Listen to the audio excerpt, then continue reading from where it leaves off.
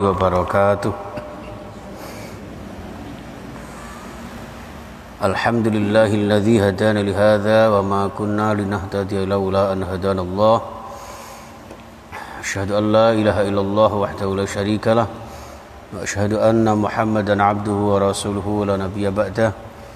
Allahumma shalli wa sallim wa barik ala sayyidina Muhammad wa ala alihi wa ashabihi wa mawalah wa la hawla wa la quwwata illa billah.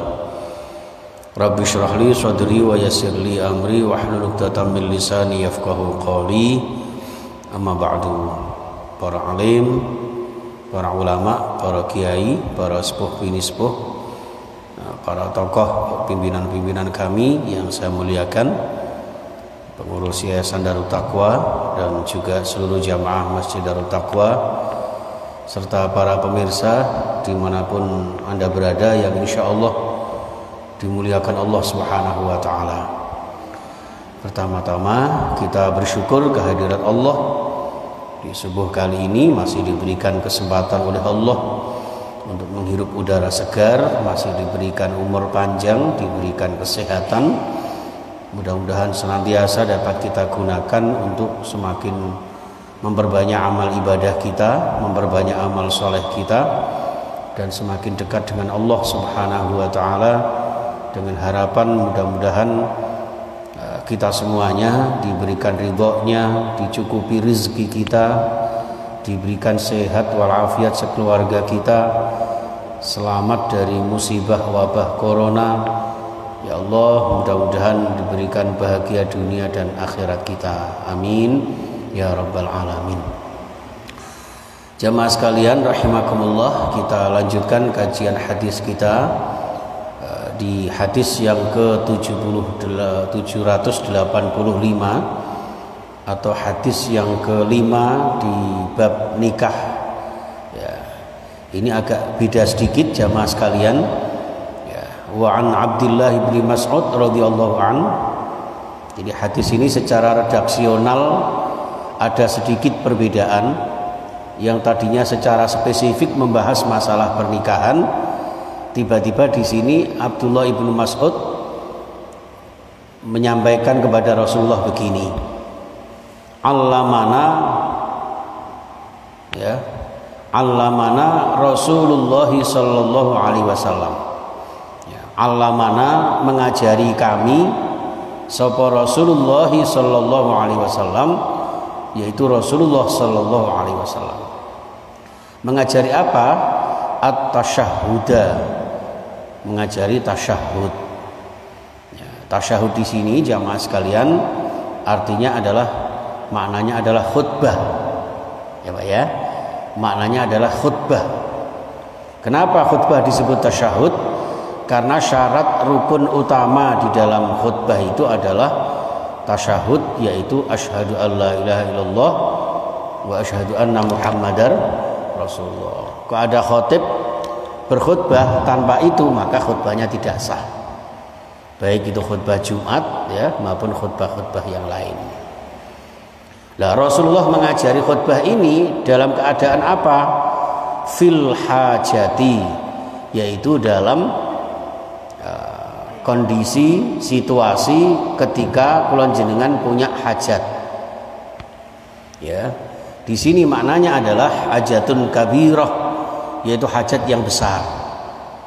Ya, itu di sini berarti kesimpulannya dianjurkan ketika ada satu hajat yang besar, kita dianjurkan untuk membaca khutbah.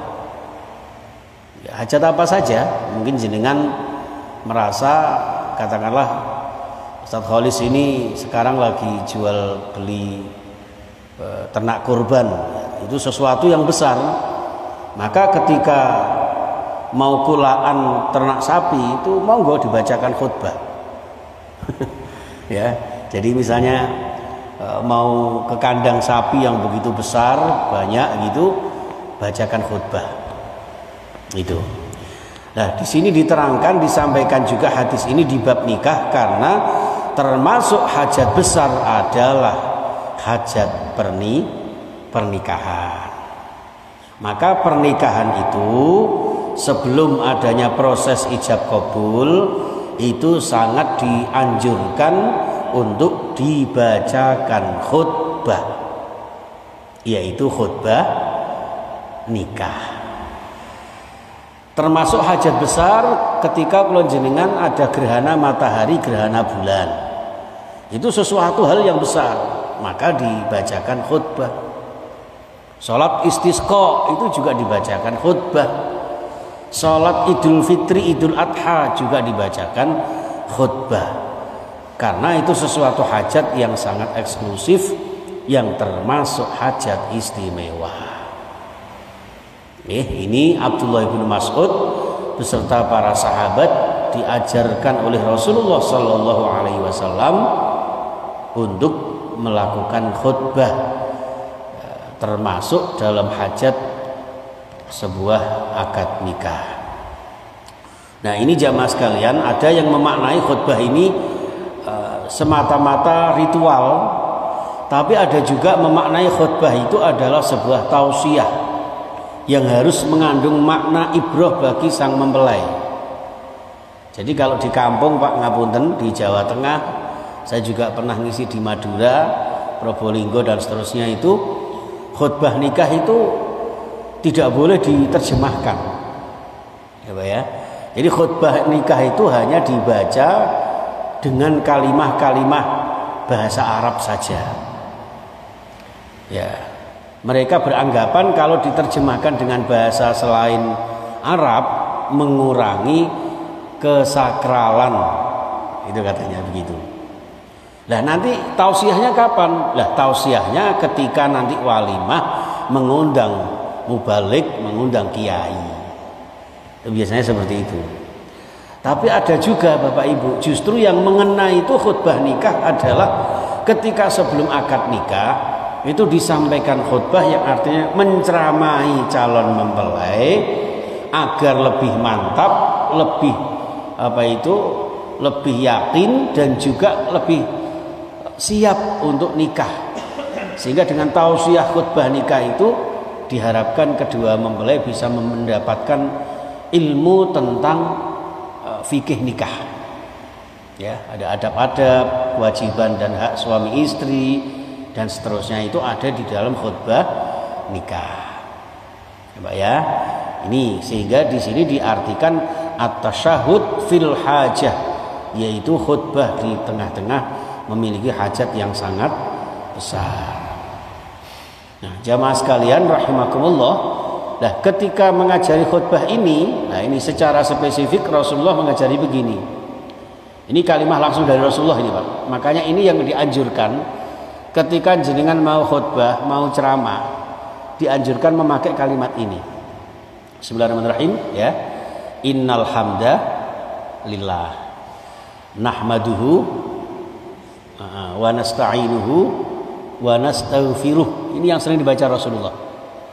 Wa na'udzu billahi min syururi anfusina wa min sayyiati a'malina.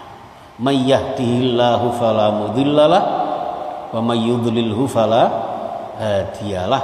Lalu kemudian syahadat, asyhadu an la ilaha illallah wahdahu la syarikalah wa asyhadu anna muhammadan abduhu wa rasuluh. Itu begitu, Pak. Jadi ketika khutbah kok tidak ada hamdalahnya, tidak ada syahadatnya, maka khutbahnya tidak sah. Bahkan menurut Imam Asy-Syafi'i harus ada tambahan sholawat. Setelah wa asyhadu anna muhammadan abduhu wa rasuluh, lalu kemudian Allahumma shalli ala sayyidina Muhammad wa ala alihi washabihi ajmain wa la haula wa la quwata illa billahil aliyil azim. Itu.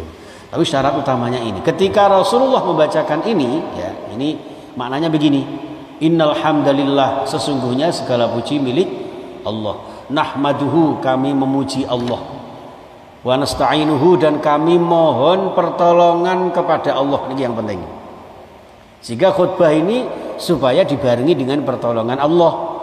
Kalau dalam konteks khutbah nikah, agar khutbah nikah ini mengena kepada kedua mempelai, sehingga kedua mempelai ini mendapatkan pertolongan Allah. Karena rumah tangga itu tidak main-main. Rumah tangga itu tidak setahun 2 tahun, tapi selama-lamanya, bahkan kalau bisa sampai ke surga. Ya, wa nastaghfiruh, dan juga kami mohon ampun kepada Allah. Jadi mungkin dalam khutbah itu ya ada beberapa yang sebelumnya kita melakukan kesalahan-kesalahan, maka mohon ampun kepada wa na'udzubillahi min syururi anfusina, dan kami mohon perlindungan Allah dari keburukan-keburukan nafsu-nafsu kami. Ya, dari keburukan-keburukan diri-diri kami. Ngapunten, tidak ada manusia yang sempurna, pasti ada khilaf dan salahnya. Maka di sini kula jenengan mohon perlindungan kepada Allah. Lalu sama Rasulullah ditambah begini, mayyahdihillah fala mudhillalah. Orang yang diberi hidayah Allah itu tidak ada yang bisa menyesatkan. Tapi sebaliknya, orang yang wa mayyudlilhu fala hadiyalah. Orang yang sudah disesatkan Allah karena perilakunya, maka tidak akan pernah ada yang bisa menunjukkannya. Seperti itu jamaah sekalian. Ya, baik. Itu kemudian bersyahadat, asyhadu alla ilaha illallah dan seterusnya. Lalu kemudian Rasulullah membaca 3 ayat. Jadi setiap mengawali khutbahnya, Rasulullah itu selalu membaca 3 ayat ini.